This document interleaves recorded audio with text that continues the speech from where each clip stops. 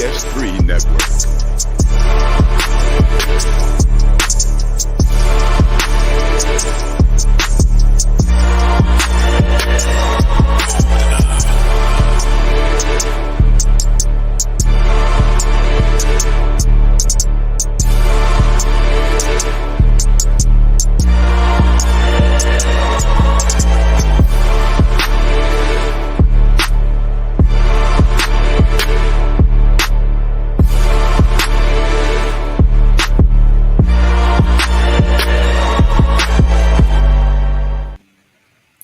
Bring back that beat. Yes. DJ. Yes. Yes. Fox 4. Clarissa Tinsley. News. Sean Rabb with that patented pause. See, A-Trap might not know about that. We got this news reporter. He's typically a field news reporter, but if it's a big story, Sean Rabb, here, brother. Sean Rabb gonna be out there. Been in the game a long time, probably 4 decades, man. And he got a signature when he signs out. He'll go, Sean Rabb reporting for Fox 4 News. He do it just like that. That joker got a pause, man, for about 10 seconds. Yeah, he got that pause. Like every year, it seemed like that joker waited. He had another second for every year. He have been on there. Cause I know on KKDA, Wilkes got a. You got some feedback. Yeah, you got some bad feedback on your. It's probably this damn laptop over here. Hang on. It sound like it may be a rutch or something like that in your speaker or something. That's what I told one of the queens a couple of weeks ago. Theirs was sounding like that. So you probably got a roach in there and it's not getting out good. Oh man. Well, it still got feedback. Oh yeah. Oh. Maybe what mic is it connected to? Is the StreamYard connected to? He muted himself. Oh. What's up, CJ? We got CJ in the building early. Look at you, CJ. And CJ ass ain't never early to the show. He want to come on when we 45 minutes in asking what we reviewing. What y'all talking about? Yeah. Shout out Stacy, Dion. Thank you for tuning in. Let's call her Stacy Prime Time, considering the tenant of events out there right now. Stacy Prime. What's going on in the street right now? Bugs in the system. Yeah. All right. So tonight's show, first of all, the crew is back together. It seemed like it's been, I don't know how many weeks. Yes, we're back. Been here, but we back again. All right, let one test it out. Nope, you're muted. We got nothing. He must have that mic. No, it's still. Say it again. What about now? It's still feedback. It's not as bad, but it's still. Hey, Trap, we know you're not muted, man. You don't even talk that fast. What's up, Vernon? What's up, Vernon? What's good? What's good? She's rocking. All right. What about? Can you hear me? Yeah, it sounds better. Yeah, something's up with this mic right here. I don't know what's up with that mic. Yeah, that sounds good. Now, you was about to say something about Sean Rabb. No, I was just saying, like, even on KKDA when he was with was Viola Johnson. Soul 73. Yeah. KKDA. Yes, sir. Yeah. Hey, Music Soul Weekend. And he the king of was that Crime Stoppers? Man, I'd be on that Crime Stoppers. See what happened over here? Like, come over here. What we need to do? What we need to do to get these people? I'm going to have to reach out to Sean Rabb and see if we can't get him on one day. Might have to. Hey, he'll do it. I bet he will do it. I'm surprised you ain't rolled nothing up with them. Those black lips he got. Wow. Let's go ahead, man. And man. We're talking about a local legend. I'm not telling no lie. He said, I'm not telling no lie. Oh. I'm not telling no. Trey Natural's in the building. Thank you for tuning in. We played your promo last week. I need to remind me again. Reminder. Put that in our. You didn't put it. Never put it in our our group chat. Put it in there, man, because I need to order some oil. I need to order some things. Some brewery at all. Look. If you have a website, since you're here right now, Trey Naturals, go ahead and you ain't got no Trey Naturals KY jelly, do you? Extra strength.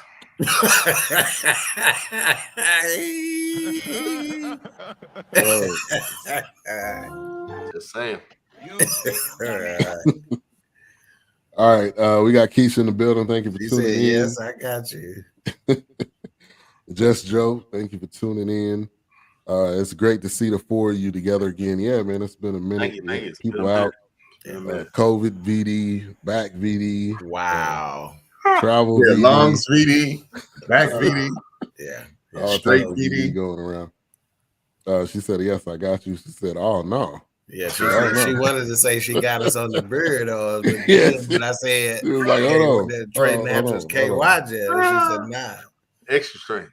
He said, you ain't asked me for my promo. Yeah. All right, so tonight, reviewing a very powerful, impactful film, Till, which is obviously around Emmett Till, but this is more so focused on the mother, Mamie Till. So giving you a different perspective of the story. We all know what happened. We all know how it affected and how impactful it was during that time. But this kind of zooms in on the mom. Doc, I know you normally we normally get into the routine and you reading the description. Yeah, so that's right. You got that on tap. So, yes, sir. The true story of Mamie Till-Mobley's relentless pursuit of justice for her 14-year-old son, Emmett Till, who was brutally lynched in 1955 while visiting his cousins in Mississippi. Yeah. Yeah. Who had VD? Yeah, I had COVID VD, Chief Rocker. And when I was when was it? Freshman in high school, I had the doctor just came in the room doing like this. If you don't know what that is, don't ask. It's over. I don't know. It's over after that. Hey, shout out to Trinidad and Tobago in the building. Thank you for tuning in, Chin. Send me that green sauce recipe. Appreciate that all the way. Yeah. Got the profile pic on lock. That green sauce recipe. And everything. Yeah. All right. Let's get into some initial thoughts of the film. This is definitely one that I wanted to see because, again, we know what happened, but those feelings are still there. It's still almost fresh when you watch it, but being able to see it portrayed and getting to know more things about, Emmett Till that I didn't know, so we'll get into that stuff tonight. Yeah, and we committed to it too because we had to take out a second mortgage to pay for this motherfucker. We get to write this off on our taxes. How much we had to pay to watch this? Yeah, I'm claiming this film as a dependent. Yeah, the IRS gonna call me and say, "Does Lil Tia have a social security number? You didn't put that down." Yeah, look at that. No, don't worry. Does he have a last name? Yeah, right. What's the last name? Yeah, we just call him Tia. He broke me around Christmas. Broke your back. Yeah. Yes. Back VD. A-Trap, initial thoughts. It was a great movie, man. It was the same old story being told again. It was just it was a lot less sad than I anticipated. These kinds of movies usually provoke emotion, but it didn't. Well, I don't know about you guys. I could just say it didn't provoke anything in me. I don't think it provoked it. I would assume it didn't provoke a lot of emotion in people. It was one thing that stood out. It just showed you, no matter how big we think our circle gets, it gets equally small at the same time. I had no idea Medgar Evers had anything to do with this. Okay. Yeah. And then you go, man, the world is big and small at the exact same time. Mm-hmm. Yes. That was pretty awesome. Isn't it, man? And one last thing is, it was kind of cool to see, like, y'all didn't notice, like people like me in Big Illinois, we peeped it when at the very beginning when he bought the wallet. that's in a store that's now known as Macy's, but it was the premier department store at the time. It's called Marshall Field and Company, and y'all know it as Dillard's, right? Oh, Dillard's. And we have Macy's. We had a Marshall Fields for a while, but it was right. Yeah. But Marshall Fields is the parent company to Dillard's. They did. Macy's bought them, and I don't know about Dillard's, but Macy's. So now Sanger Harris, you forgot about that. So it was kind of cool to see kick off a few memories because that building is still there and being used. It's a gigantic department. So that was right now it's a Macy's. It's a Macy's now, but even outside of the store, you still see the plaque that's about 2 feet high, 2 feet wide that says Marshall Fields. So that was kind of cool. But other than that, it's good to see, And I get into that with my true feelings about it a little later because I don't mind seeing these kinds of things, but we get into that later. Yeah, and kind of in the graphic it says that there was somebody quoting saying this everyone needs to see this or this is a must see or something because I think we forget as time passed. I think we need to be reminded that this did actually happen and stuff like this does still happen. So I think it was necessary for those. Oh, definitely. Go ahead, Wilkes. No, I mean it was one of those things where kind of like what A-Trap was saying. I was I have to say I was procrastinating on watching it. I wanted to watch it, but I was just thinking it was going to be so. It is heavy in a sense, but it was to me. It was like, man, how heavy is this going to be? Like, am I going to be able to get through this? Which I'm pretty sure it probably was still maybe just as heavy for other people, for some people. But, no, I enjoyed it. I felt like they were leaning more on the mom in this one. So I do like that aspect because I really didn't. I mean, of her, but the only thing I've ever heard of her is that she was brave and courageous and she wanted to have an open casket. That's pretty much all I've heard.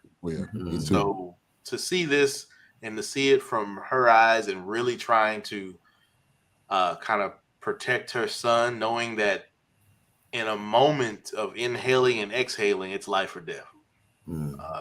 So it was definitely interesting to see it. And then just kind of seeing how they lived in Chicago and the family. It looks like they were pretty close knit from what I saw. But yeah, I enjoyed it. I like how they captured that moment with the cars and the clothes and even the way she walked.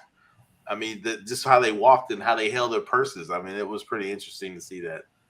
Yeah, and they did a great job with that aspect too, really taking you back to the time and what it meant and what it represented and how it impacted. All right, Doc.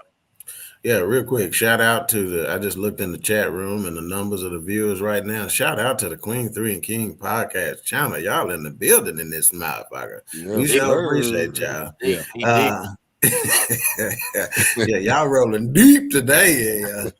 One of the first things that jumped out at me, because somebody had mentioned this a few weeks ago, and I said the soundtrack brothers are back, because finally early on I noticed the music was on point and whatnot, and that was a big part of them showing the relationship between mom and son.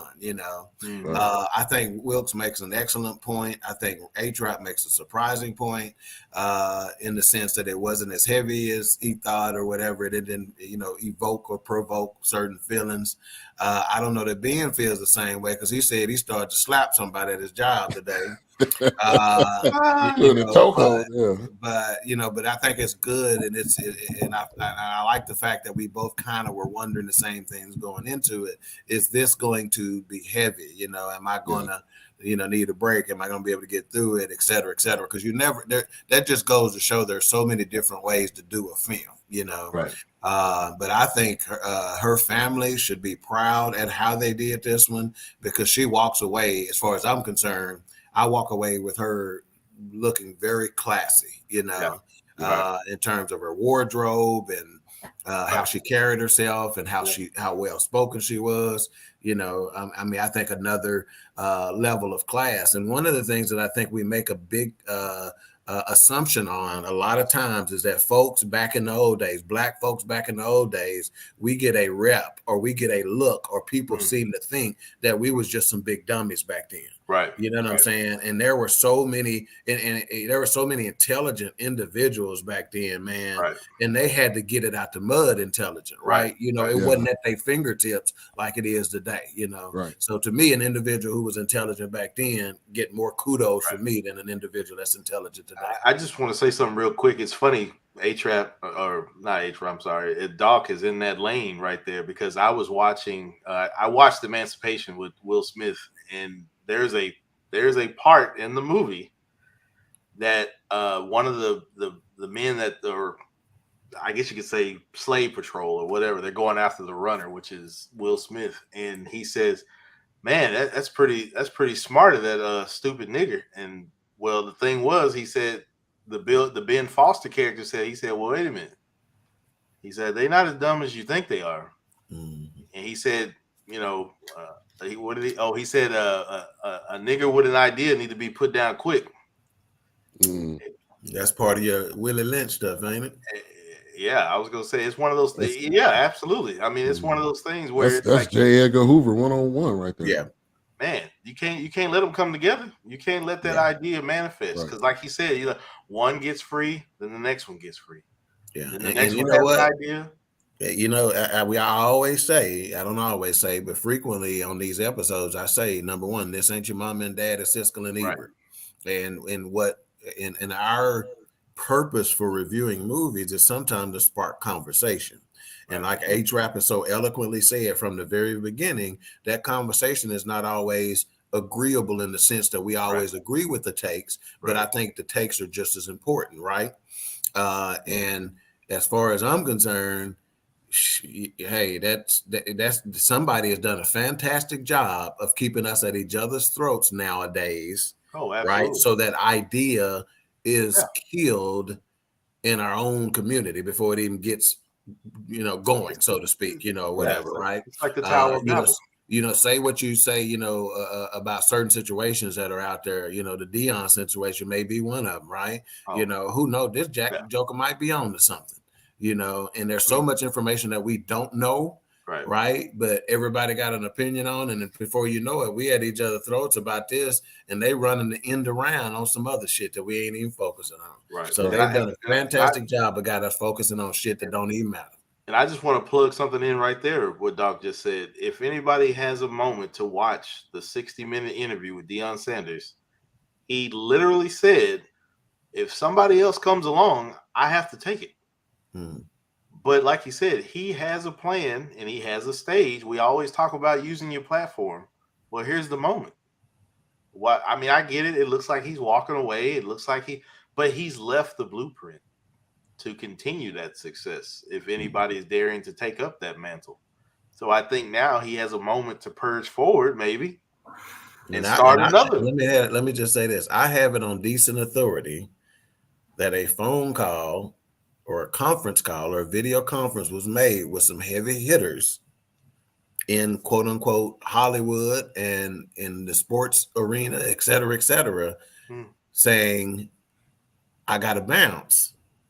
But if you want this to go further with some resources, we can extend this thing out a little longer.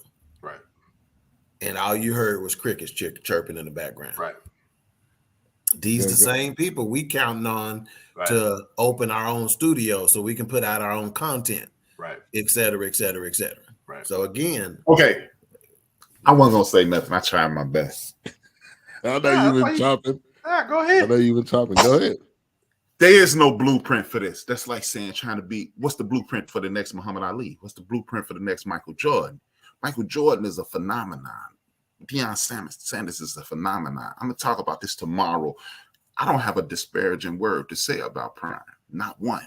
But I disagree with everything. I disagree with how he handled it. And I'll go into more detail tomorrow. But there is no blueprint when you are Muhammad Ali, when you are Michael Jordan, when you are Deion Sanders, when you are LeBron James, because they are individuals that we haven't, and we'll never see again. We'll never see a dude.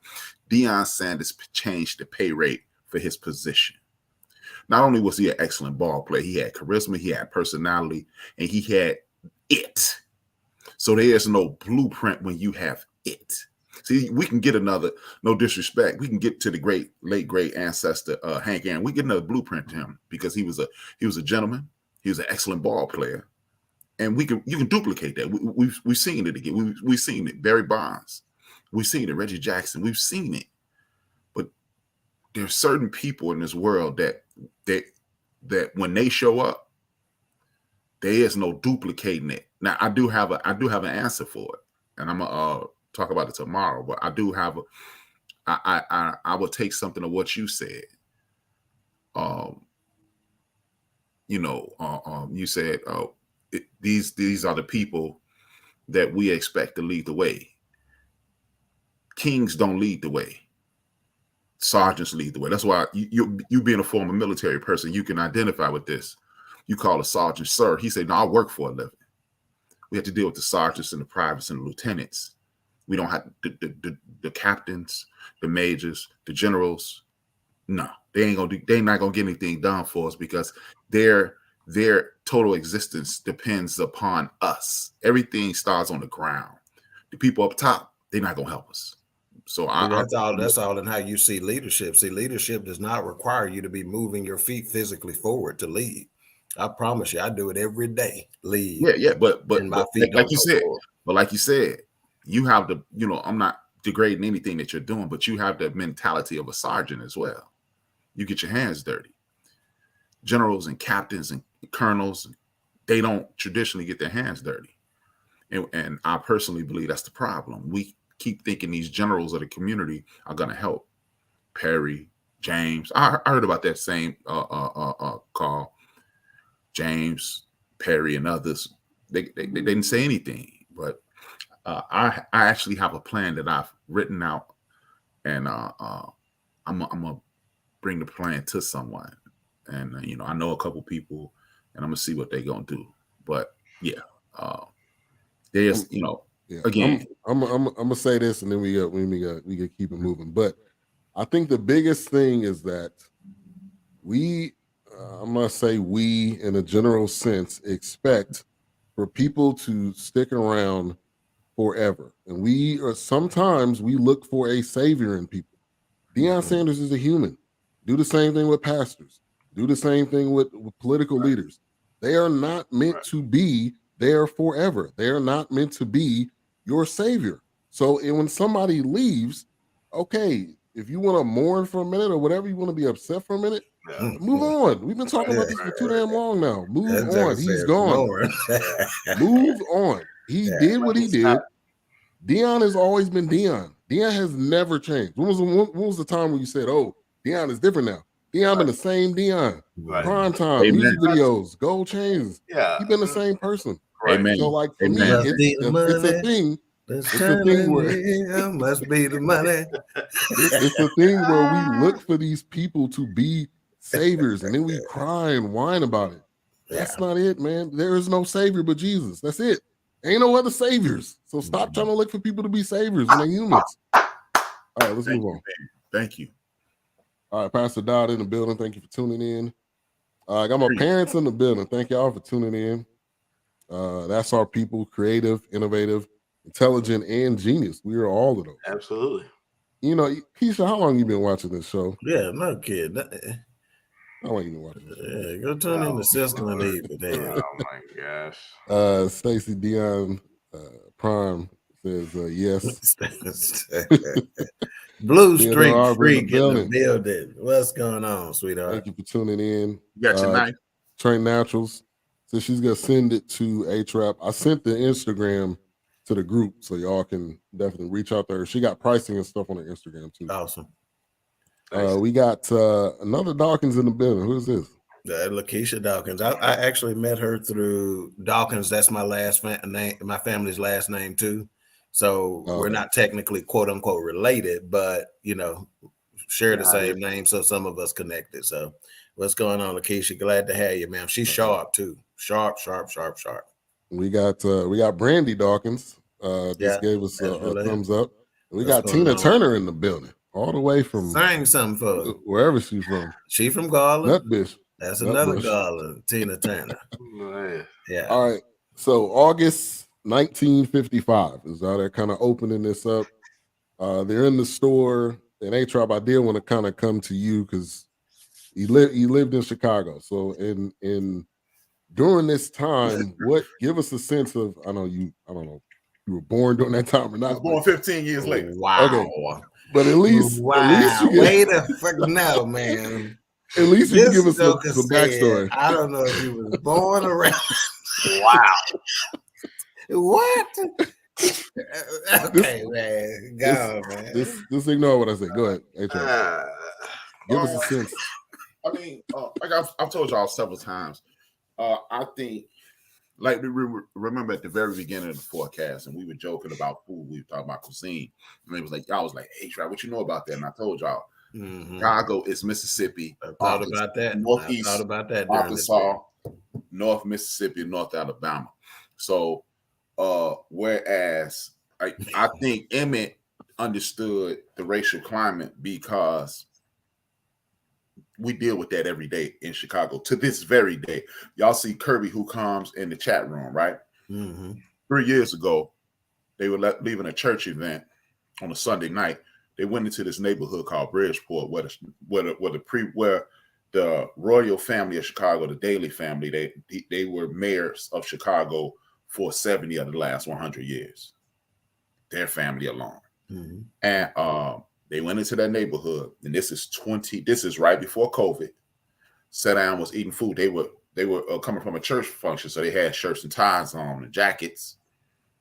And a team of white men walked into their store in this century 3 years ago and sat there and watched them with their arms folded until they finished eating. So the reason Mamie understood it, but Emmett didn't, is because Emmett dealt with that here in Chicago. The racial tension here in Chicago is I won't say the exact same, but it is very close to what it was, I'm assuming, back then. It's an ugly situation here in Chicago. The racial situation here in Chicago is the drunken uncle at Thanksgiving. You know, everybody knows there. He there. Everybody just waiting on him to act a fool. It's not like he may act a fool. It's like he may drink too much. He's gonna drink too much. I'm talking about, and I'm done after this. You walk out of Chicago White Sox Stadium. If you make a left and go through the viaduct and you are this complexion, you're getting bricks thrown at you. If you're on the bus going west, which is the same direction, left, they're throwing bricks at the bus. A reporter who was Jewish, and like maybe, I want to say 1998, he walked in that neighborhood and got beat to a pulp. He worked for the Chicago Tribune, the largest paper in the city of Chicago, one of the largest papers in the United States, newspapers in the United States of America. He was a Jewish man. He walked in that direction and got beat to a pulp. So this isn't, oh wow, I can't imagine. I can imagine, man. I don't have to imagine. Yeah. You know, I remember, and I'm done. My 21st birthday, 1991, I went to this place, these bars. April Showers knows them, Big Illinois, and Trey, she knows them too. We went on Rush Street because it was my first day, man, 21. I'm going to go get a legal drink now at a bar. My man Caruso Lockett was dancing on the floor. He was a dance mate. He was dancing on the floor with all the white girls. He got mad moves, and he's a modern dance major, and he got all the white girls on the dance floor. These white dudes stood right next to me, this close to me. If I'd have did this, I'd have hit him. They said, look at the nigga on the floor. So that's Chicago. Yeah, and in this film, they kind of portrayed it as it was better there than it was in Mississippi. Okay. Yeah, one of the things that I say when we keep coming up to this, and so many of these films that we have reviewed, and you cannot tell the story of Black people in this country and the struggles and the gains and not have Chicago heavily woven into the mix. period. Absolutely. They keep coming back. One of my notes was Chicago again. You know, they are in the mixed and in the middle of so many of our stories from a historical perspective. Yeah. We appreciate you, April Showers, for tuning in. Raider Kev in the building. So a couple things. Number one, did you guys know that his nickname was Bo? Bobo. I didn't know that. I never heard it. I didn't know that. Vaguely remember, but it wasn't something that just at the forefront of my mind on it, though. Yeah. Remember that television series I asked y'all to watch called Lovecraft Country on HBO? Mm-hmm. They relived the Emmett Till story, and they never said his name was Emmett. They called him Bo on the series. Oh, wow. And the crazy thing is, instead of killing Emmett and putting the fan thing around his neck, they did it to a white woman on that show. Check it out, man. It's a powerful show, man. It's powerful. I know, man. You done said it so many times, and I haven't seen it, but that's on my list. The other part, he had polio. Well, I had to actually look that up, but he had polio at 5, I believe is what it said, and that's how he had that speech impediment. Because you when I don't know if y'all noticed, he was singing that commercial, and Whoopi was like, "Yeah, you did that without stuttering or anything. You did it so smoothly." Yeah. So that was an interesting part that I didn't know either. Yeah, I didn't realize that either. I didn't know the polio part, and I was wondering why the hell she had said that, because they didn't have him come back and be stuttering in some other instances, which there was only one time. There was only one time I noticed he was getting on the train, but that was it. That was the only time I noticed it. Yeah. He stuttered when he got on the train, but that was it. Yeah. Hey, one thing about it, one of the lies that the white folks down there told. Well, one of the reasons they were able to get away with the lie is because, I don't know if this is actual or is it just urban legend. I've heard that the reason they were actually able to get away with the lie is because his mom used to tell him to whistle. When you get nervous and fired up, whistle to calm yourself down. Yeah. So that's why they were able to do the whistling thing and get away with it for so long, because it was natural for him to get riled up, and she'd go, just whistle, calm himself down, and then move forward. That's why they were able to deal with that. Yeah. See, that was another thing. They did not portray him as somebody who needed to be calmed down for anything.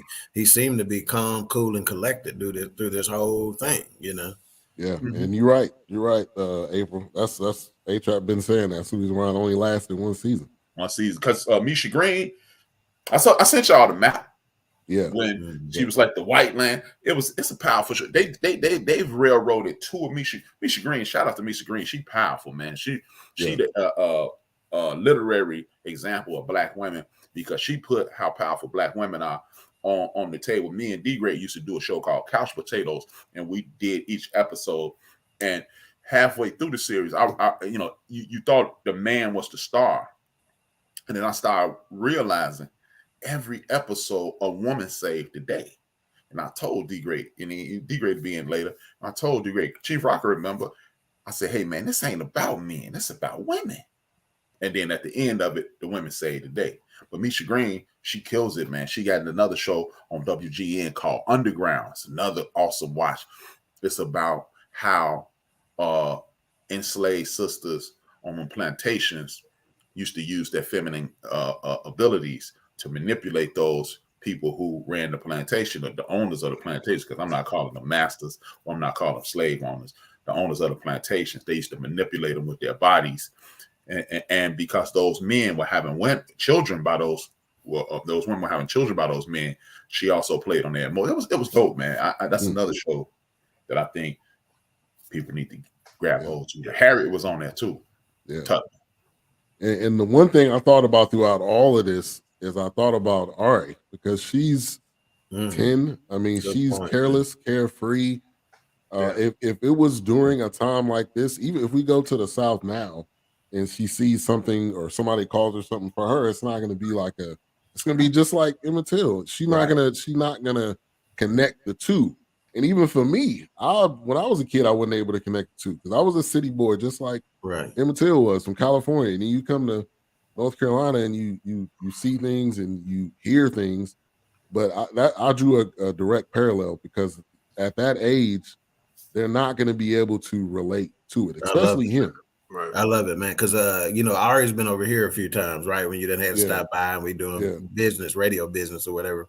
And what I love about Ari is that she is like that. She is fearless, okay, which I love it, okay. But I can see your struggle as a parent trying to manage that without quenching it, right? Exactly. And the thing is, the more comfortable she is, the more carefree she is. Right. Like she come to a point, she'll probably say, tell, ask me anything because I'm overwhelming trying to make her comfortable. Yeah, go on and get, y'all stifle her more in my house than I do. I'm like, go on to the pantry, get whatever you want. We be like, hold on. She be looking at me like, well, shoot, he done said I got the run of the castle. What you tripping about? But that's a very, very interesting aspect of this whole thing, man. Yeah. Because she knew, you could tell when he was getting ready to go, you could tell she knew she had that mother's intuition that this ain't right. I'm not feeling good about this. This ain't gonna go right. This ain't gonna go well. I mean, she had it in her gut, and I mean, I would have been scared too. I mean, you think your kid does not know what the South is like. She tried to tell him. You can try to, but can you? How do you when you're actually in it? Right. How you going to respond, Wilkes? I mean, even in that moment, it was kind of like he was, carefree, being himself, and in her mind, she's thinking, "That's great, baby, but I really need you to focus. I need you to, I need you to hear what I'm trying to tell you right now." Right. They're not gonna take, even when they were picking cotton. He's just like doing his thing, joking around and trying to make it lighthearted, and they up here, looking at him like he's crazy. But it's just one of those things where he's trying to live, he's living life, and of course, night and day, to a point. But down there, it's kind of like, hey man, you're gonna have to brass and tacks. You're gonna have to put it in line because it's crazy. Can't fly off the handle. And she was right to be worried, to be nervous. I mean, she knew it was just one of those things. He was going to be himself. He was going to be bombastic and, one of those things where he was going to be carefree and, enjoy life. That's a 27-point word right there. Can't win it on that one. Yeah. But I think that was a parallel that I drew there, and I could definitely feel it. I mean, you could feel it through the screen. You could travel back in time and just feel that. And this wasn't during a time where, number one, she could just get on a plane and get there real quick, or number two, she could call him real quick. So it's just, and you waiting on letters. Anything could happen from the time that letter makes it to you, in between all that time. So. Yeah, and I want to give a shout out to the main character, Mamie Till, who was in The Harder They Fall. Y'all remember she was. You gonna give her a real name, or you gonna just call her Danielle? Yeah, Danielle Deadwyler. Okay. She was in The Harder They Fall and A Jasmine's Blues, so she's been in 2 films. So it's the third one. Oh yeah, she was that kind of one where we were trying to say is she kind of family member or like women? No, and in The Harder They Fall. She was the one that worked. She was the sidekick for whatchamacallit's character. Was she in the dress? No, that's the one who didn't want to wear the dress. Yeah, she didn't want to wear the dress. She had the gun. Yeah. Bill they did a fantastic job in her makeup on The Harder They Fall because she didn't look like she had the possibility of ever being attractive. But in this movie, she's gorgeous. Yeah. Well, big shout out to her. Yeah, she did a fantastic job. She did. Look for her star to continue to rise, man. Yeah. Wow. Yeah, I was trying to be politically correct as best I could. Wow. A bull dagger? A bull dagger. Yeah, that's not proper, but okay. We know what you're talking about. She's saying it like our grandmamas would have said it, right? Bull dagger. Just say she's a clit muncher. That's okay. Oh my God. It's okay. That's fine. There it is. I was waiting for the signature look. Like, what did I do? What did I say? I don't understand. Why not? That's what it is. Let me do this. That's what I'm gonna do to cover myself, man. You know, y'all just gave me an extra thing on my show tomorrow because I'm gonna get into it, but the Emmett Till thing, I'm gonna tie that into the Prime thing tomorrow. And it's not, again, I don't have one word bad to say about Prime. I don't like how he did it, but it's kind of because okay, it's a time honored tradition in Chicago. Senior, we used to always get sent down south. Rug muncher. And remember, y'all have heard me say this several times. There's been a disconnect with sending our children down south. Yep, yes, true. And this could have been the beginning of the end. Oh, wow, good point. Yeah, right, man. Because as a parent, Prime thing, and again, I don't want anybody to think I have Deion Sanders. Is I was too old for him to be my hero. He only 2 years older than me. But Deion Sanders, I knew Prime when he was deep neon. When white folks tried to call him Neon Deion because he literally hates that name. Mm-hmm. But anybody that ever call him Neon Deion, he hates that Neon Deion thing. When they was calling him Neon Deion, I knew him then. So everybody's adults, but it's a few parallels that I want to draw tomorrow.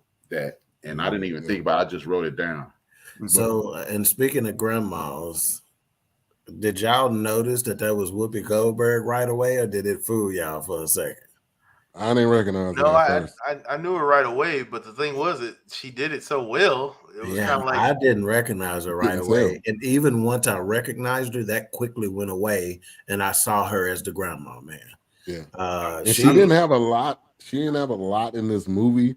Yeah, but she played some vital. She had some vital lines. Exactly right. It was critical. It wasn't a lot. It wasn't a lot, but it was critical to the film. To your point, I knew it was her because I knew she produced it, right? And I knew she was in it. But it's this scene when Whoopi and the father came over. I promise you, I was like, well, I literally said, who is this woman? And I was like, oh, this Whoopi. Yeah. That was some good. That was some good humor there too. That was some good humor. Yeah, what did she tell him? And that's I called your wife, Frankie Faison, right? You know, and that's a cat that's a staple in the Black film community too. You know, we see him in a lot of stuff. You know, it's like LeBron James. He does a fantastic job at it. Matter of fact, he's in this series called what's this series on Cinemax? I know Wilkes got to know it. I'm gonna look it up. Because I gotta tell y'all that. If y'all hadn't saw that, the city joint, You said it's on Kevin Bacon. No, not Kevin Bacon. I'll come back to it. Something about the city. They in New Jersey, right? Oh, he's talking about Kevin Bacon and that one guy. He's That's not it. Yeah, he's talking about that other movie with Kevin Bacon and the guy. What's his name? Another dude that's like Frankie Faison. Is he Attorney General? He was in Ghostbusters. What's his name? You said it's on Cinemax? Yeah, I'll come back to it in a second. What's the brother name from Ghostbusters? He puts you in the mind of Frankie Faison too. Half dead in a penitentiary. Oh, gosh. Let's not go back to that. What's the man? You talking about the guy, the Ghostbusters from the 80s? The Ghostbusters? Banshee. It's called Banshee. Banshee, yes. Banshee, yes. Banshee. It only had 5 seasons. It only had 5 seasons, right? Ooh, that's true right there. That's the joint when old boy went to prison and got out and pretended to be a sheriff. That's right. Yeah. Mm-hmm. I never finished that. Frankie Faison played the bar owner. Yeah. You know, that he stopped at when he first got to that town. I think it was coming on Roadhouse kind of feel. But he did a good job in this role. Yeah, he did. He definitely he didn't have a lot either, but he definitely did a good job. And I think the guilt part for the grandmother, because she was the one encouraging it.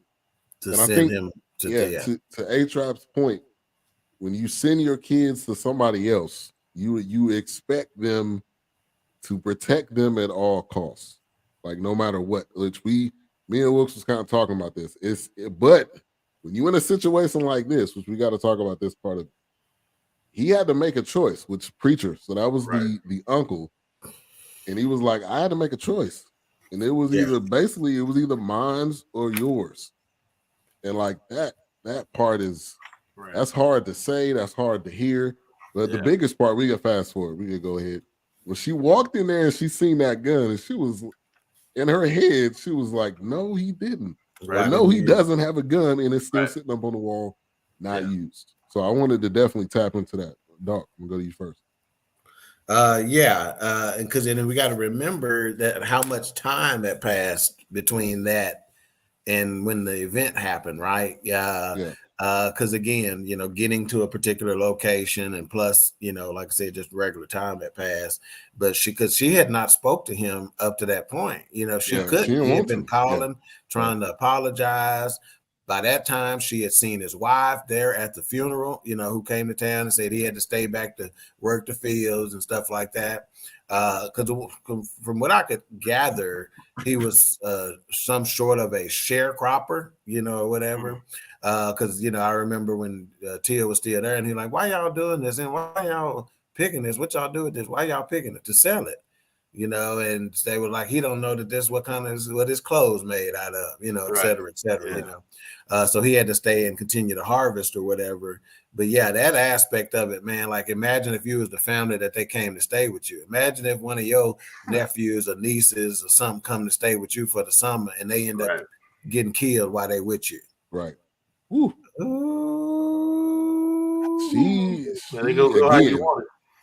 She handled that well too, because it could have went the whole other side. Well, she could have came to him like, nah, you got paid for what you did or didn't do. I mean, who knows how her emotions could have took her. Could have took her. She gave it to him, though. She gave him everything. Did. She wasn't there to try to make him feel better about the situation. Nah.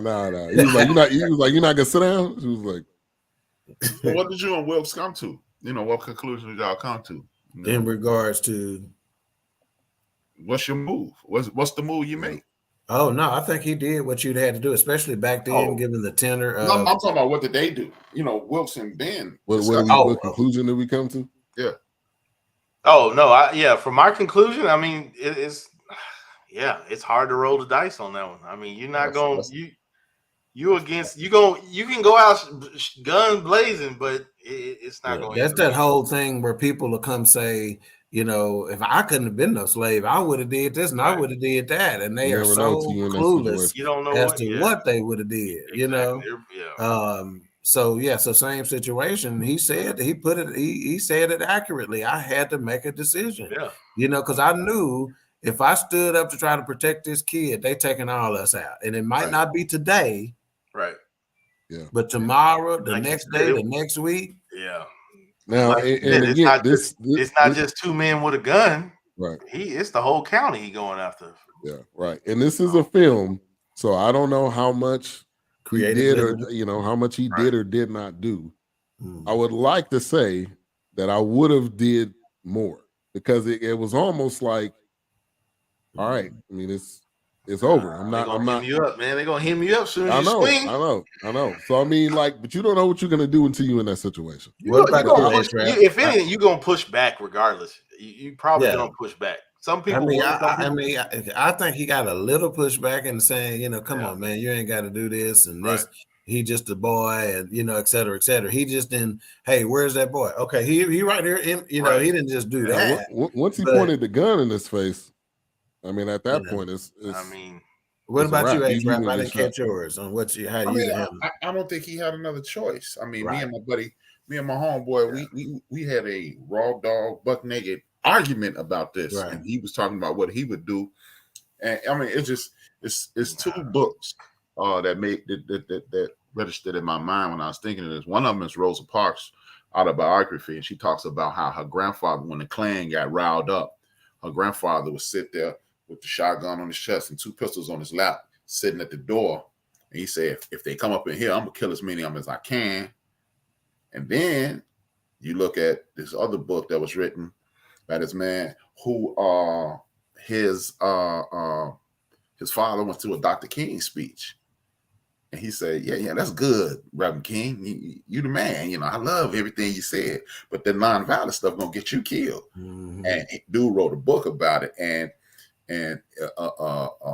it's books called. Well, actually, it's 3: the nonviolent stuff to get you killed, the Rosa Parks story, and We Shoot Back. So it's one of those things, you know. It's like you said, man. It's like I got a homeboy, Jesse James. He a Vietnam vet, and I remember it was a bunch of cats standing That's around. Frank, brother, ain't it? Huh? That's Frank, brother. No, it's black dude. But Jesse, I distinctly remember this around 2003. There was some brothers standing around talking about what they would do in the 9/11 situation. And Jesse just snapped. He was like, look, man, you don't know what you would do. He said, when last time you seen somebody get their throat cut and a gallon of blood? And I was like, because I was one of them dudes. I wasn't saying it, but I was one of them dudes that was, yeah, man, I'm going to action. I'm from the hood.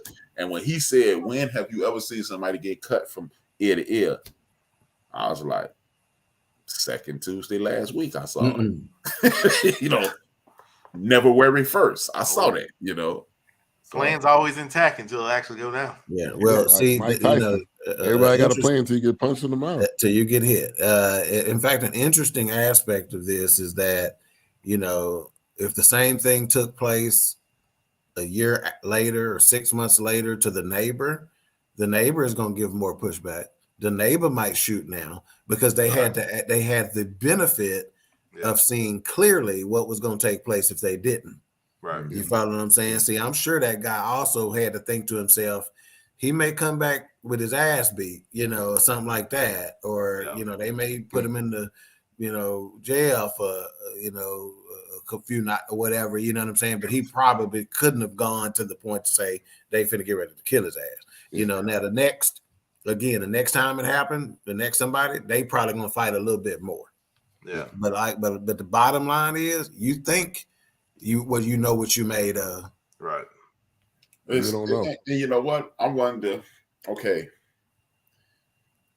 I don't want to really do this gender thing, but I wonder if it's different if it was Emmett Till.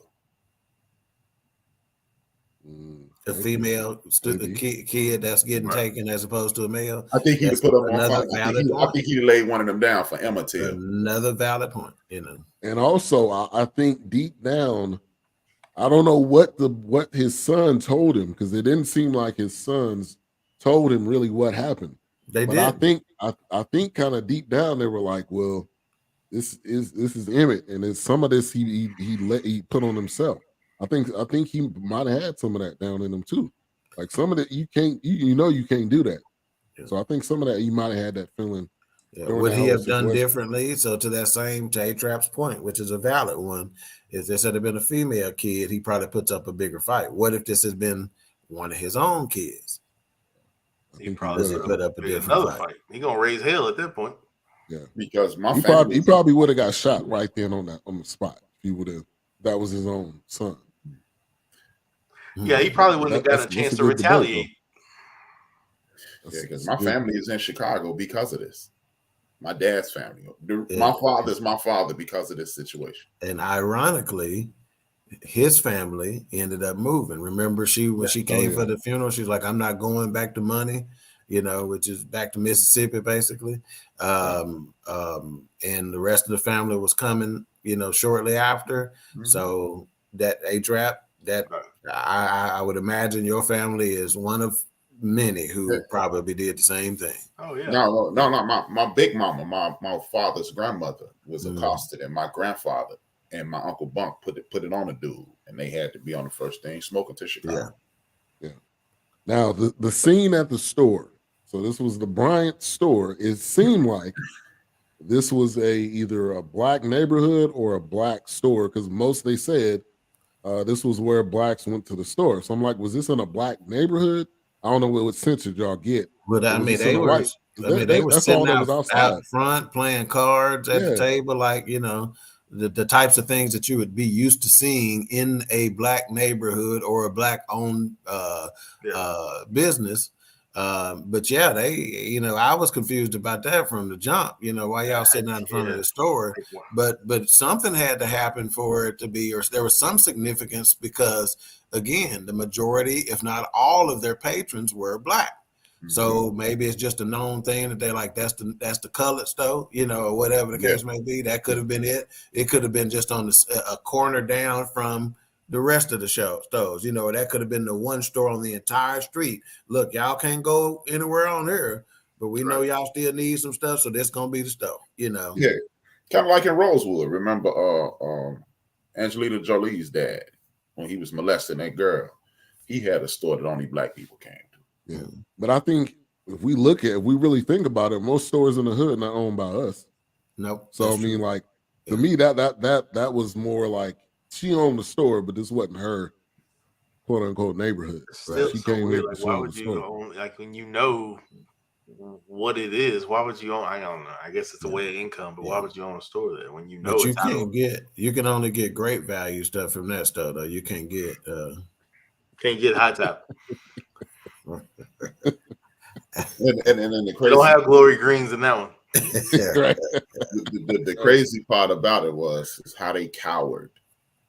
And when she was walking out of the door, she finna go get a gun, and everybody ran. It was like, and once again, why are you outside the store in the devil's den playing damn cards and shit? Right. That was unique. Like what? Now, and kind of what I was saying earlier, it was still suspense. My heart was still beating. I mean, obviously you knew what was going to happen, but it was like seeing the scenes and how it played out. Now I even wonder, now to your point you made, the whistling, I'm even wonder, did he whistle? No. She admitted last year that she lied about everything. That's right. Yeah. All he did was come in there and buy something. All he did was come in there and buy something. And that was the one thing I had an issue with the movie. That was the only thing I had an issue with the movie, because they still portrayed it as if he did something wrong. I think that he said, "Wow, you look like you're beautiful," or whatever he said, gorgeous, like whatever he said. And then she said, he said, "Yeah, something like you're beautiful. You look like a movie star." She goes, "You what?" So she was looking for some trouble then, and he didn't repeat himself, or he just showed her the picture on his wallet of the movie star. You look like her, or whatever. I thought she was gonna give him some trouble when he stuck his hand in the candy jar without no gloves. That's what I thought. Nothing like that. I thought that was going to be an issue. But I think so too. She knew, she had a sense he wasn't from there. Right. So she was watching him from the jump as soon as he walked in. Yeah. And why didn't any of his family members walk in the store with him? They checked. That's why the older one, when he noticed he was missing, he was like, "Go check on her with him," whatever. Yeah. And somebody was in there at the beginning, wasn't it? Like when he walked in there. Yeah, he walked out and got his stuff. Somebody was just in and out real quick, and then that's when Bo with it. Go ahead, Wilkes. You were gonna say something? No, I was just gonna say I think that scene was done to show what, or not what, but how Emmett Till came off to her. I think at that moment they were showing him through her eyes, like, oh, he's out of control. He's whistling at me. How dare him have this picture in his wallet of a white woman? She don't know if it's real or fake or where it comes from, which is a department store picture. But I think in that moment, that's what I got from it, because just like H-Rap said, and we heard, she said openly that he didn't whistle at her. So why would you put this in the movie? But then I thought, well, it's probably because she's looking, this is how I see him, like, oh, he's an aggressor. Oh, he is attacking. Like, she's getting that story ready to, I don't like that he's so carefree and he's not abiding, he's making eye contact with me. I don't like that he's not abiding to the rules. His head isn't down and he just handing the money and walking out. That's what I got. His head is up. And there you go. And we got to remember, this is quote unquote based on a true story. So of course they're may take some liberties and whatnot, and how they tell the story, and there may be some sensationalism, et cetera, and they take some creative liberties, right?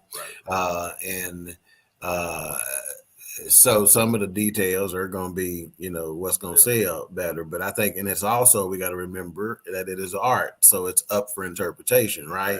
And I think Wilkes, both Wilkes and H-Rap done brought out some fantastic points, man, on how to see this movie. And to me, they are the types of things that if I'm recommending somebody to watch the Fourcast, it's like we think of some shit you ain't thinking about when watching the movie, you know.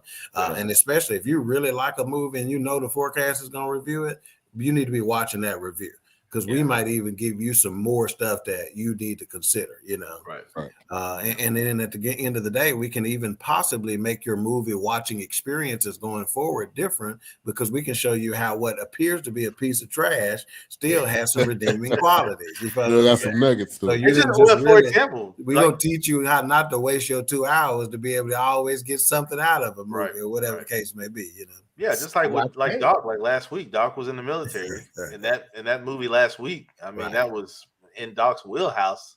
And you know, even H-Rap, you know, joining in or whatever, you know, I don't know if he made a comment I know he was out, but I mean, there's even some things like with this, like H-Rap and you know, what's some other one like Malcolm X, anything we've watched, that you know, it's always, you know, I'm like, man, I'm going for H-Rap for this one, you know, or I'm going with King Kong versus Godzilla. He was able to relate to King Kong real close. Absolutely. And especially you better duck. Chicago native, you know, so right up his alley. So, absolutely. All right, let's take a quick break, and then when we get back, we'll dive deeper into Till. I got time to pee. Oh yeah. Not in the wife. Alicia. You can't hold somebody to that standard if you haven't voiced what you want and what you're needing from that. Mika. If you're not communicating expectations, you're waiting for your feelings to be hurt. Nicole. A lot of people don't want to take the time out to be alone and to get themselves together. Ivan. You got to be willing to work through stuff. And from the jump street, y'all done had problems. Maybe you don't need to be working through those. BS3 Network proudly presents Queen 3 and King podcast. Live every Tuesday at 7 p.m. Central.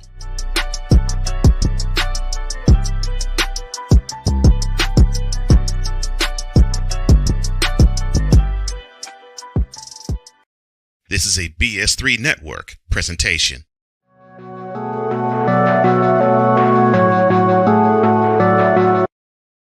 I want to do a TED Talk, but I don't have anything to talk about yet. I'm getting there. Life is for the living. We're not here that long. You can learn anything you want to learn without any money spent. What do I really enjoy? What do I really want out of life? I am your host, W-I-Z-E. Are you in a life holding pattern? Well, this is for you. Welcome to the Stuck in My Mind podcast. Live every Monday, Tuesday, and Wednesday at 4 p.m. Central.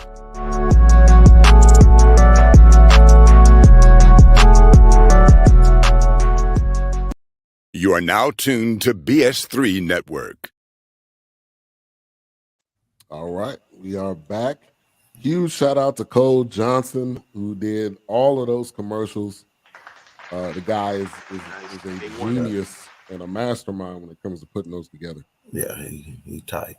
All right, so Till, which it's available on YouTube, Amazon, Apple TV. I think it's still in theaters. So you're gonna have to make a decision though. You're either gonna watch this or you're gonna get Christmas presents for your kids. Right. You ain't doing both. You ain't doing both. Raider Kev with a comment. I disagreed. I still haven't seen Pootie Tang in a good light. I was talking about how we redeeming qualities. Redeeming qualities and stuff. All right. I thought one go ahead. Your mom.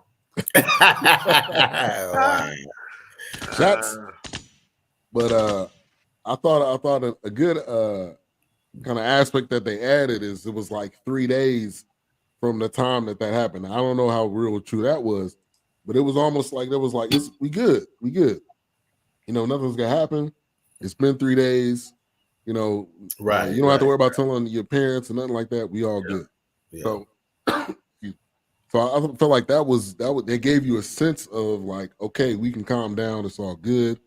And, you know, the rest of your trip's going to be fine. You know, I thought they were going to get him when they went to town. You remember the night before they went to bed? He was saying, hey, we got to get up early in the morning so you can go mail that letter to your mama. So I thought that's when they were going to get him, because they had already indicated that they weren't going to recognize his face, because he wasn't from around there. So they couldn't necessarily just pinpoint easily, this is who that was, so that's probably why the 3 days took place. They were trying to gather that information, who he's staying with, he was in town. Oh yeah, I saw that boy when they came to sell their last load of cotton. He was on the truck with them, and I think I heard him say something from the fact that he's from here, or he just here for the summer, whatever. They pieced it together. But as the film unfolded, I thought they were gonna get him that morning when he was going to mail that letter to his mom. Yeah. But and again, the suspense was still there. We know what happened. We know what the end result was. Right. But another point, so when the truck pulled up, and they were dumping him into the back of it. Right. I don't know if y'all seen that chubby dude. It looked like he had a Fat Albert outfit on. He had blue jeans and a red shirt. Did y'all see that guy? I didn't pay that. He was the help, but the dude looked like Fat Albert. But anyway. Now, what about this aspect of it? They talked about black dudes being on the back of the truck and helping because they worked for the guy who was involved. So they were basically like they made it seem like the black people, 2 or 3 black guys, was helping do the beating them up and stuff like that. Had you heard that before, A-Trap? I had heard it. I definitely heard it. It's just it goes back to this one law. I've mentioned it before: meritorious manumission. If you can make life easy on a white person, you get your freedom, and you keep them off you, and it rings true to the day. Like y'all said it earlier. How do you get to this point?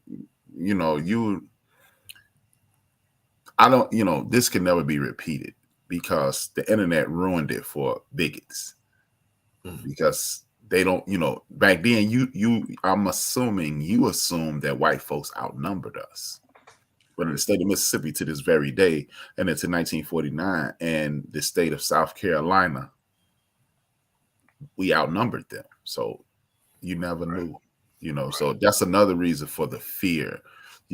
Because like look in the courtroom saying you got 8 or 9 brothers and sisters, and you got like 65 white folks. Right. And then when you go into town, it's just you versus a town full of white folks. So you probably always assume that you are outnumbered. Yeah. And he like nigger. I got about 8 spots for you over here. And the rest of you guys in the back. Right. Y'all got to stand up. It wasn't even like we ain't got no seats for y'all. Y'all got to stand up. So let me ask y'all something. Based on the fact that Emmett Till went to the country for the summer, they were calling it a vacation for him, right? Yeah. To go see his cousins and whatnot. Did any of y'all go to the country as youths? Oh yes. And that's another movie tie back. That's why we're so good here, because I said youths. And if you can name that film, My Cousin Bennett. With youths. What is a youth, son? Herman Munster said that. Right. He was the judge, wasn't he? Yeah, he was the judge. And Joe Pesci was the guy who said youths in question. What the fuck is a youth? So again, did any of y'all go to the country as youths? Yeah, I did once. Yeah. Right down Where 80. was yours at, A-Trap? Mississippi. You remember what city in Mississippi? I don't have a clue. All right. What about you? 5. Okay. What about you, Wilkes? You went to the country in the summers? Right down the highway. To Mahia? Terrell, Texas. Or Terrell and Gilbert. Okay, but at the time, that was to go to Terrell was a trip, right? Now it's 12 minutes up the road. It felt like forever. Did it? Yeah. It felt like now I live literally like 12 minutes from Terrell. Right. That's the next exit up now. Yeah, going to Terrell, they're like, God, dog, we got to go to Terrell. So. Oh, trust me. I got a better question. Times, I'll be like, man, how long is this ride? Like, I got a better question. Y'all being from this, you two, because Ben was from out west. Yeah. Did they ever send people up north? Hang on a second. Before we ask that, let's see if Trey ever went to the country when he was a kid, and then we'll answer A-Trap's question. Hickory, North Carolina, yeah. Okay, which would have been considered the country. Yeah. A-Trap, I'm sure that took place, right? Like they sent him to the city. I don't think it's as prevalent as the other way around. Right. And typically some of that may be because theoretically the people in the city had the financial resources to do so. The folks in the country might not have had the financial resources to send nobody nowhere. It was people coming to them. I can't speak on that. I mean, it may have, like you said, it may have been something that happened, but I know, like for me, I mean, I couldn't wait when June, July rolled around. Oh, I couldn't wait to get down to Terrell. Yeah. I think that, and again, the fact that we've lost that as a community, which A-Trap's going to talk about tomorrow on his show, is sad, really, because even though instances like this shows the ugly side of it, I bet you if we could interview people who used to have to go do that on a regular basis, they would say a huge part of their makeup into making them the person they are today came from those summers being spent with grandparents or uncles or aunts or cousins or whatever the case may be. You know how many it's a forgotten time in our society, man. Yeah. One thing that they used to use that go down south thing for was to hide pregnancies. I couldn't let you finish it. That's right. You would go down when you about 4 or 5 months pregnant when you ain't showing. Yeah. When you came back with your grandmama's sister baby. Right. There you go. There you go. Especially if you were heavily involved in the church community, they were going to say, they got you can't have your sister. So you saying they would go down there and have a baby. Go down there and have a baby, come back. Man, how many girls I know who came back their grandmama's sister baby, but they had to babysit their grandmama's sister baby all the time. Yeah, another failed opportunity for the church to show how forgiving God is. You talk about how forgiving He is. You got a perfect opportunity to forgive somebody and love the hell out of them. I shouldn't have to send the body away and come back with 2 bodies. Yeah. and the bigger conversation is whose kid was that? Was it the pastor's? Usually, yes. Woo! Or the deacon. Depending on which one pulled out first, but Pastor died. I didn't say that. That's fact. Oh, it's fact. Pastor died. I didn't say that. I grew up in the country. But we were sent to the country. That makes sense. Heck yeah. Falling off of hay rides and chasing chickens and trying to catch hogs all muddied up. Man, please. Love it. All right. So the thing that stuck out to me, or one of the things that stuck out to me the most, was the guilt. The guilt that preacher had, the guilt that his wife had, the guilt that the sons had. But you don't really feel that guilt until they ran into Mamie, obviously, because then they would talk about it amongst themselves. Then when they seen her, they was like, we can't even explain it. We sorry. And she at any point did she say, nah, it's y'all niggas' fault. It's y'all fault. Like, I mean, she handled it, I mean, the best way you possibly could. And she was like, no, you got to look. You got to look. I mean, I think her thing was, it happened, but you need to look and see him.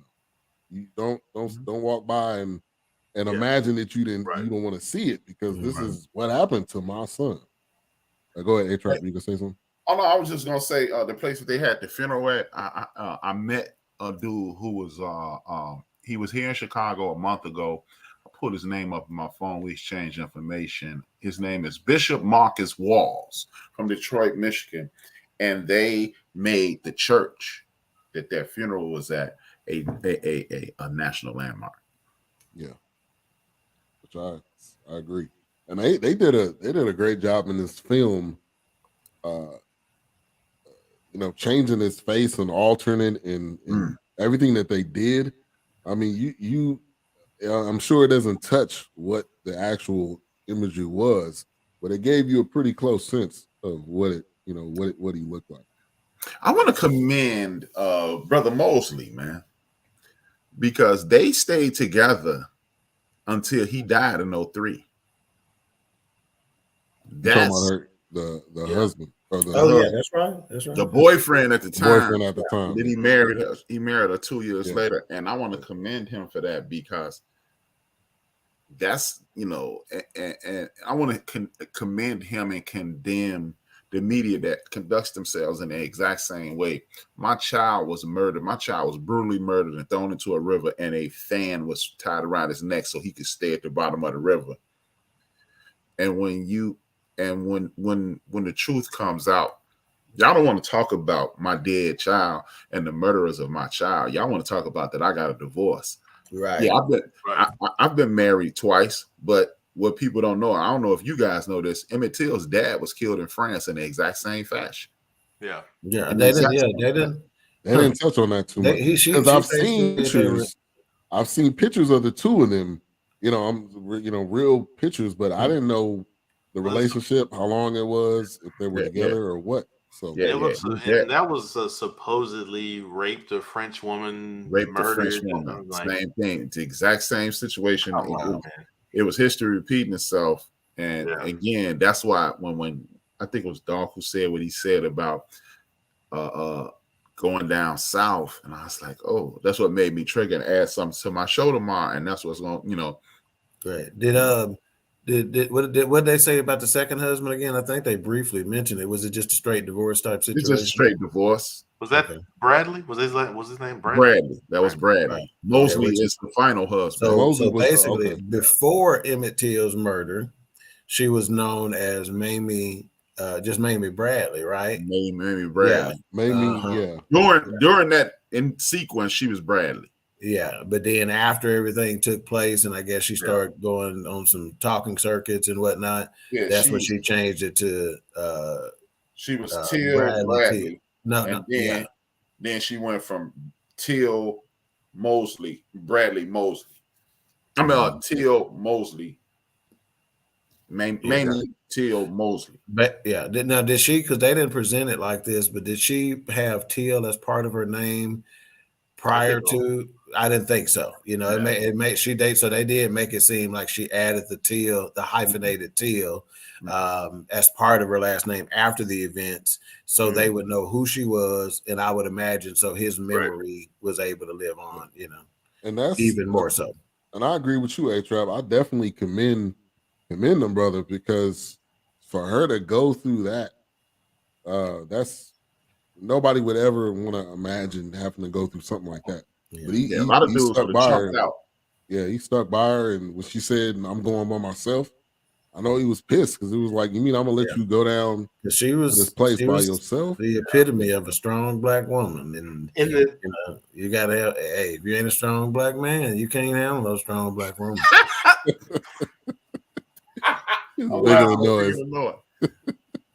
Big Illy 73 Xmas flick called. Whoa. I got you up for Christmas volume. That's right. And then after that, it's gonna be, I'll pay you back when my income tax check come in, volume 1. Right. Yeah. Sure, that'll be volume 2, yeah. And then volume 3, come get your funky little old $20. I'm telling you, man, you had that funky in it. That's when the furniture started moving.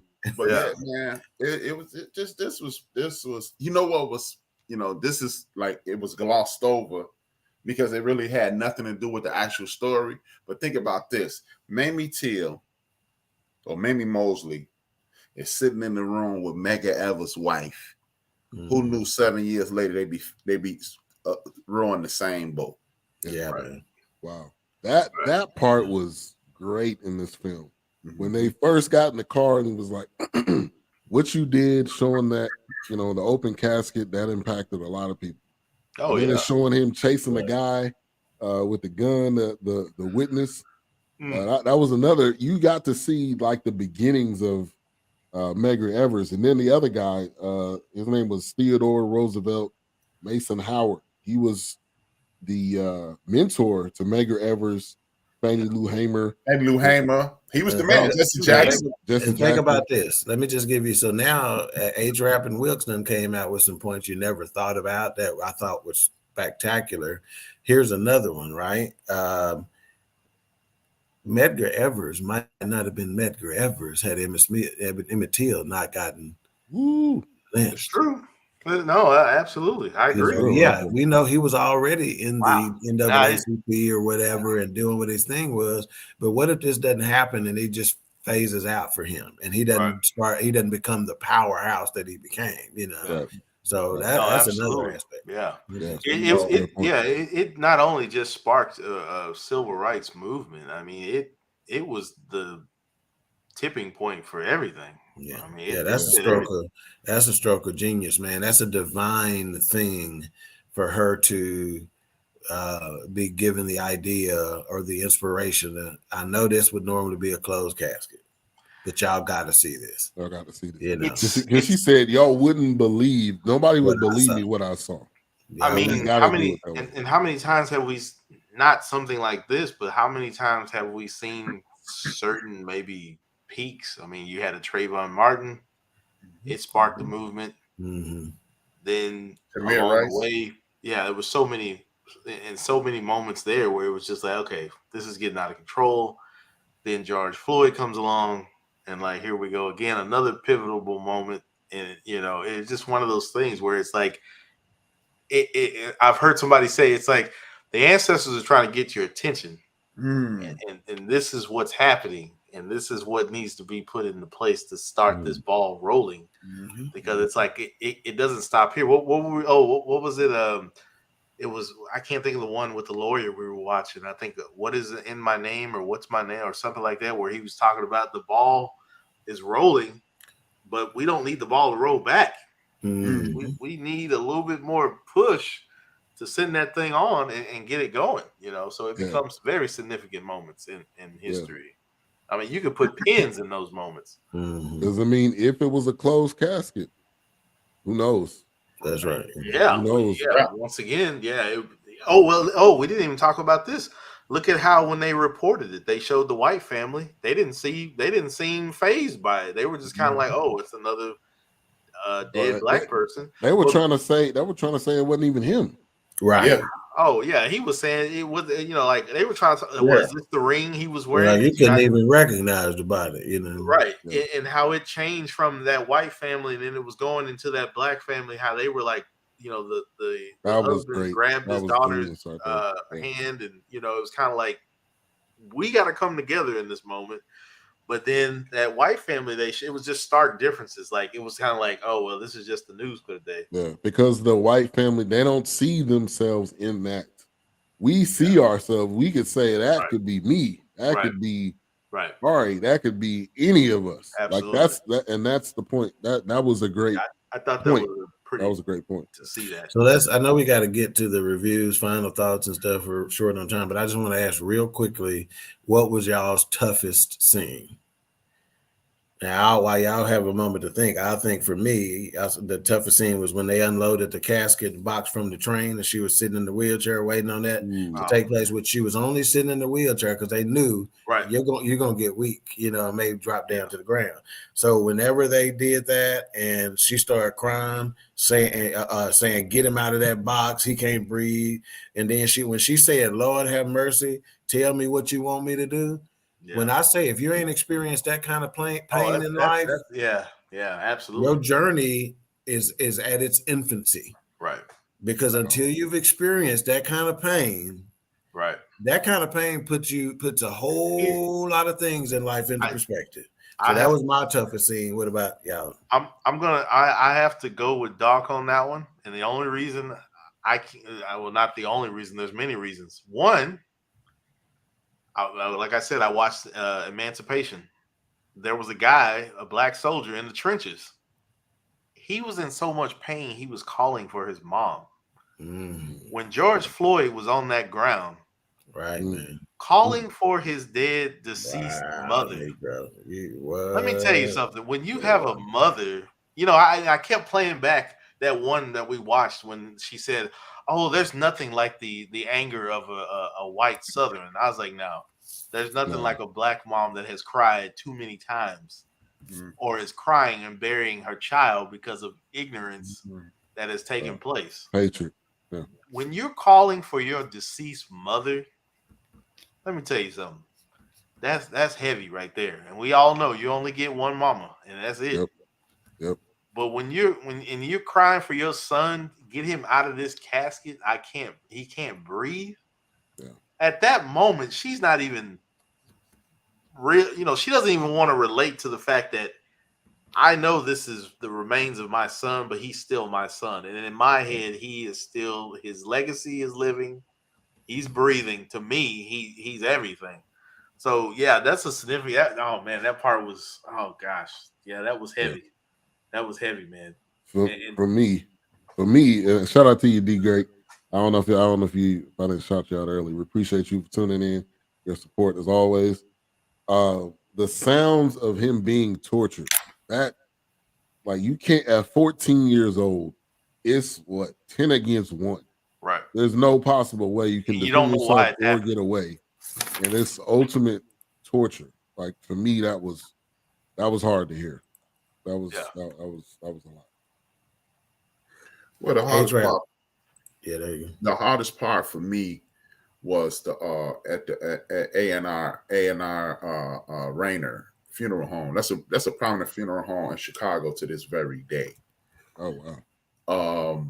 And when she told him to pull the sheet back, and she had to stand there and look at her son bloated with half his head shot out the back, and she just stood there. And homeboy Mosley was standing there with her, and they took the picture. That's an actual picture too. Yeah. An actual picture. Hit magazine, I think. Mm-hmm. And then when she, that scene bled into her walking out in front of A.R. Rayner and saying, "Yeah, that's my son in there, and that smell you smell, it's my son."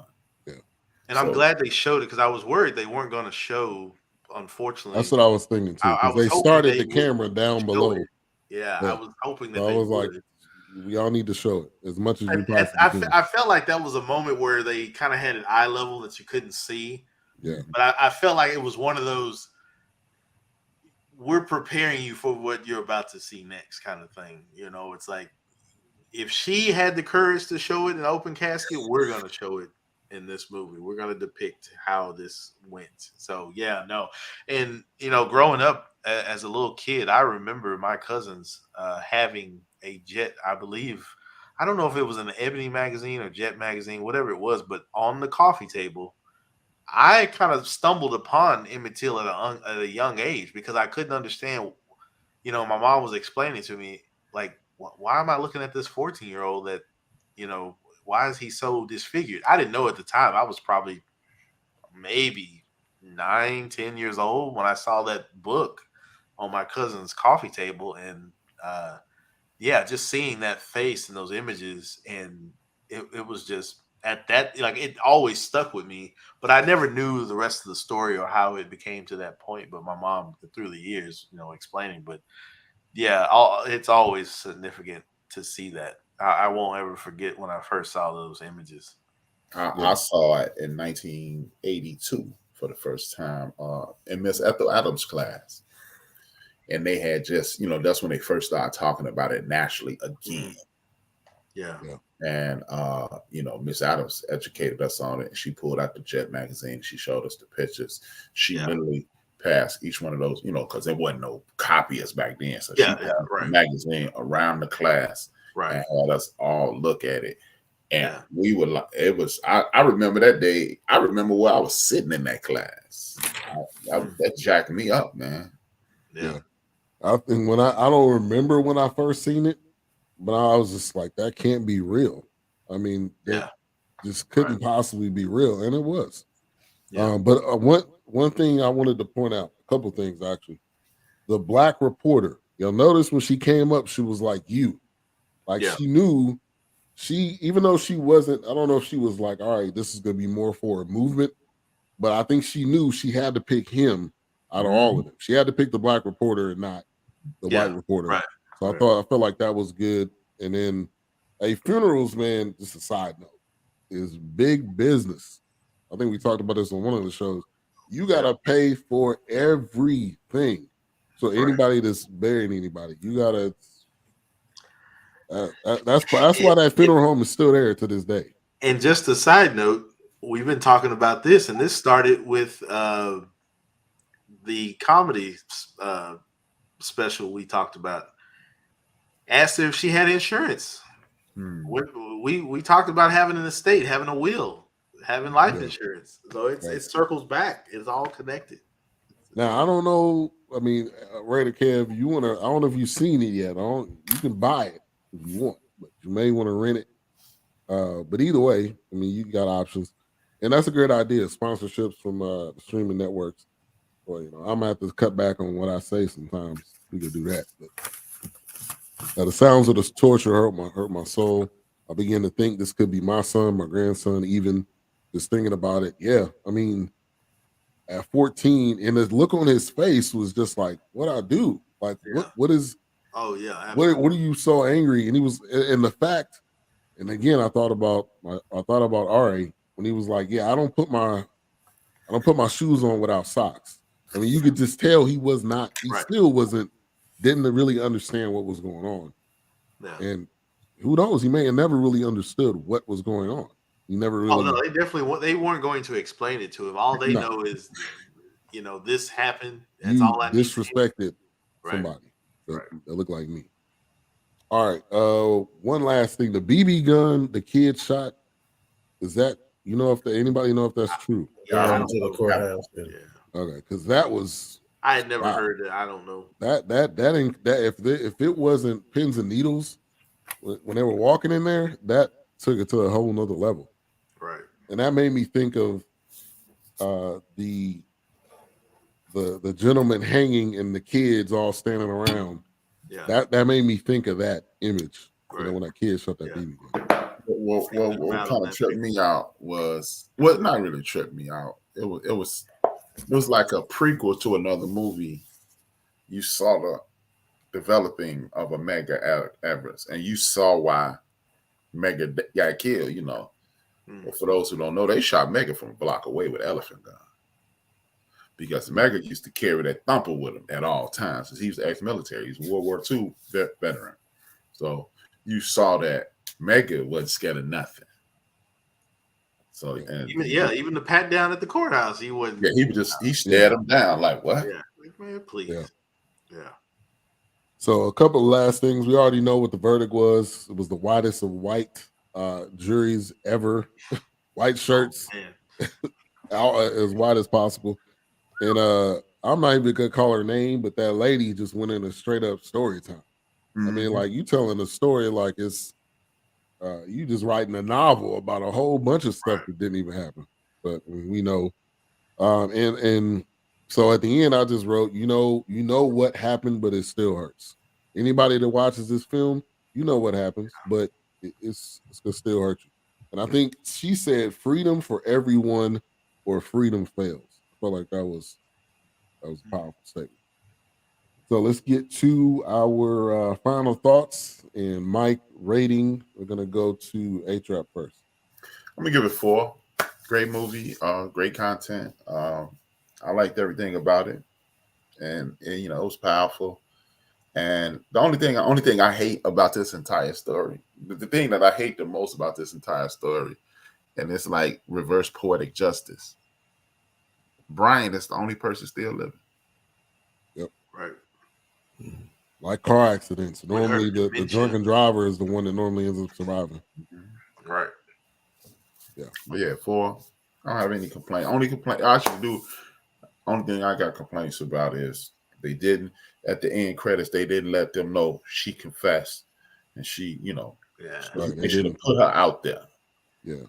And the whistling part, they should have did that. But I mean, that's being a little too picky on. And I ain't gonna go there. It is what it is. Real quick, Trent Outro says I went every summer. I think she's Memphis, Tennessee. They sent us on the Greyhound bus. I still watch that movie now. I don't know, it's something that we mentioned earlier. All right, so, Pootie Tang, right? No, man. Doc. Yeah, I'm at 4 stars at well. That's where I was. I kind of teetered a little up and down, throughout the series of this episode, but I think a 4 is a solid rating. The things that they did with some of the camera work, one of the ones that I remember is that the camera work as the mom was being told about Bobo's body being found. I thought the camera work they did in that particular scene was phenomenal. And then same thing at the end of the movie when she walked into his room and the way they played with the lighting when the vision of him showed up. Yeah. And then how they used that to transition out of the entire movie. So again, well done cinematically.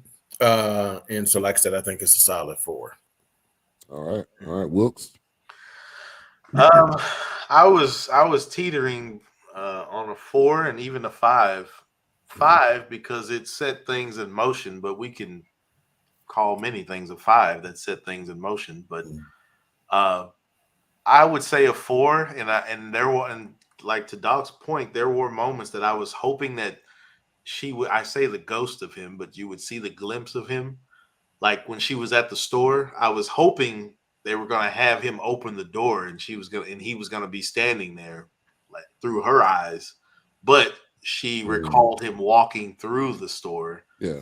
And then there were moments she saw him in the corner in the room. She remembered him. She remembered him as my son. Right. You know, it's like, I'm not going to remember you as a victim of a hate crime. I will voice you as a hate crime, but I will still remember you as my 14-year-old son. So yeah, 4 for me. Like I said, I was teetering. I was going to a 5 because, like I said, it set the ball rolling on a lot of things that are still huge and significant. But I mean, like I said, we've watched other things that I could say that too. But like Who Killed Malcolm X? I mean, I could say that was a 5, and it started some things. So I'd say a 4 for me. But I enjoyed it. Also, the scene, and since we're talking about cinematic play, I like the scene how they kept the camera on her and her boyfriend when they were walking in, and the camera never moved away. It just kind of trailed as they were walking. It kept their faces in view and showing the intensity of the moment. I love the colors that they put off. I mean, it was like a time capsule. I mean, the cars, the clothes, the way they spoke. I mean, it was great. No, I enjoy it. I'll give it a 4. Yeah. So I didn't really have a rating in mind really until now as we're talking about it. And I'm gonna give it a 4.5. I think there was some things that they could have did differently. It's like based on a true story. They got to make it, theatrical.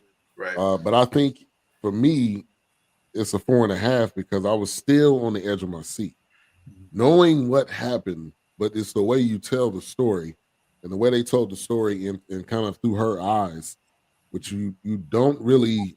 Hadn't been a story like this, at least from what I've seen, kind of showing her, unless it was maybe like a documentary. But this was more of a film, acting well done.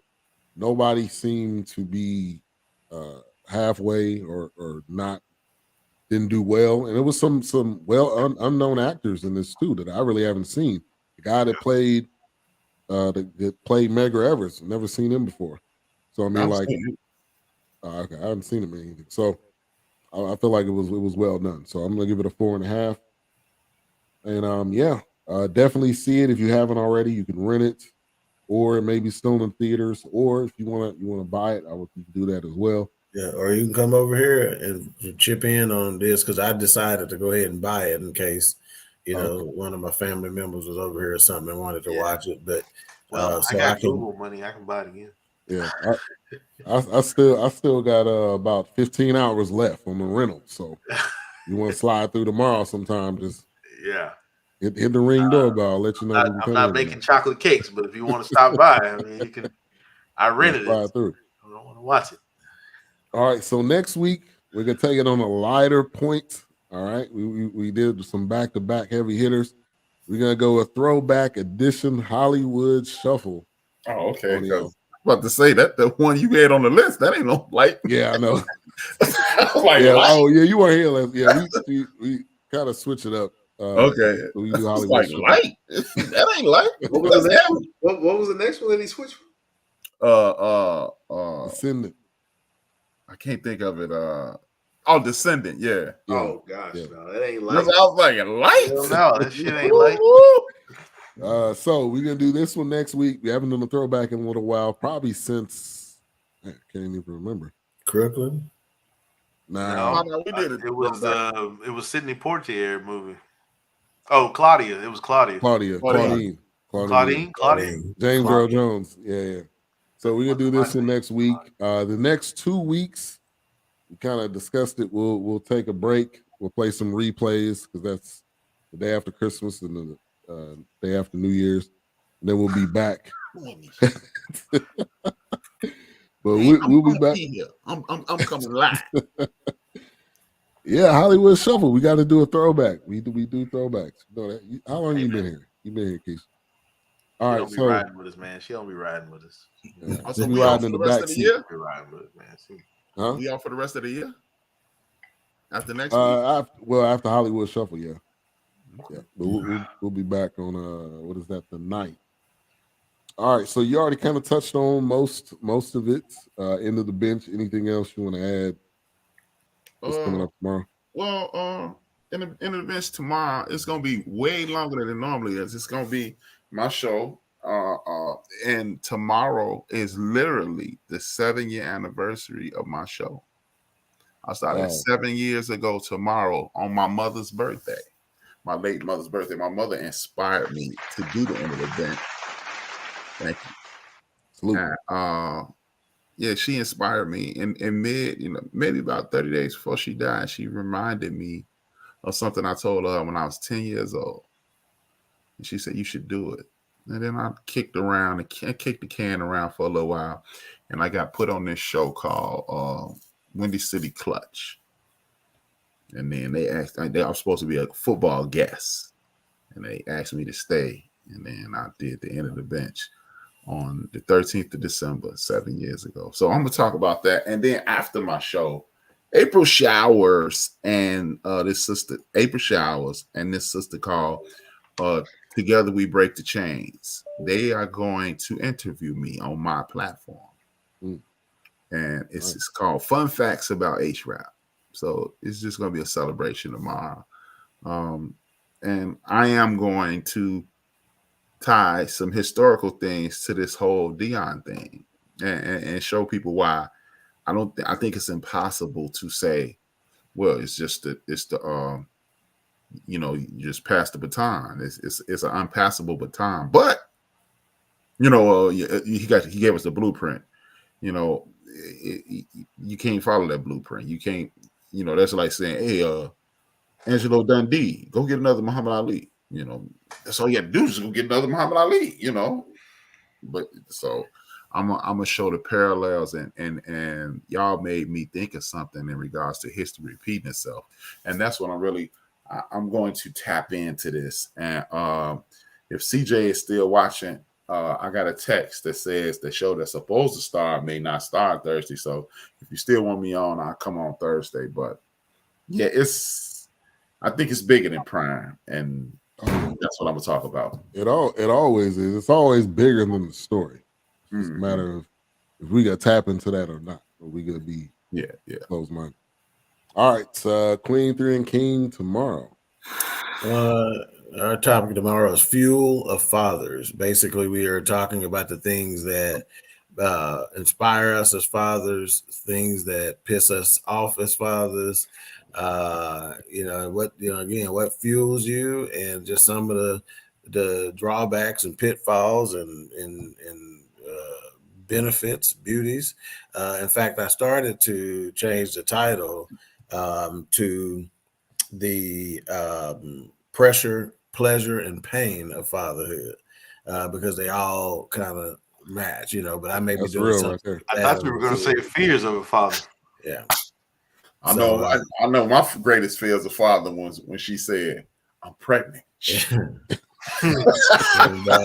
we will have special guests, the comedian John Yogi Lewis on from Man Talk Mondays, and we will have Justin Caraway on from the Elevate podcast. So it ought to be a good time and some pretty dope content. Definitely looking forward to that. And real quick, I've seen this flyer that comedian John Yogi is going to be doing a stand-up, I believe it's this weekend. This weekend, Saturday, 7 p.m.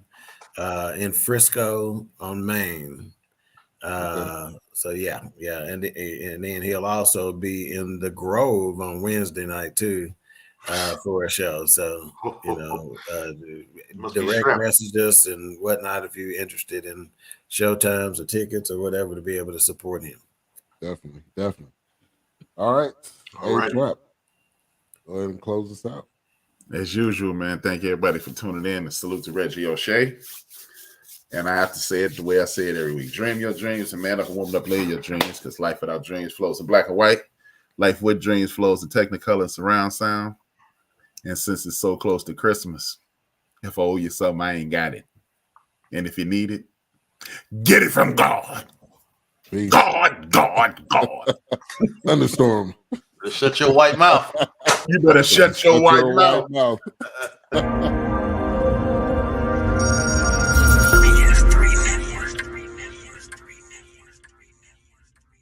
BS3 Network. Changing the way you watch TV.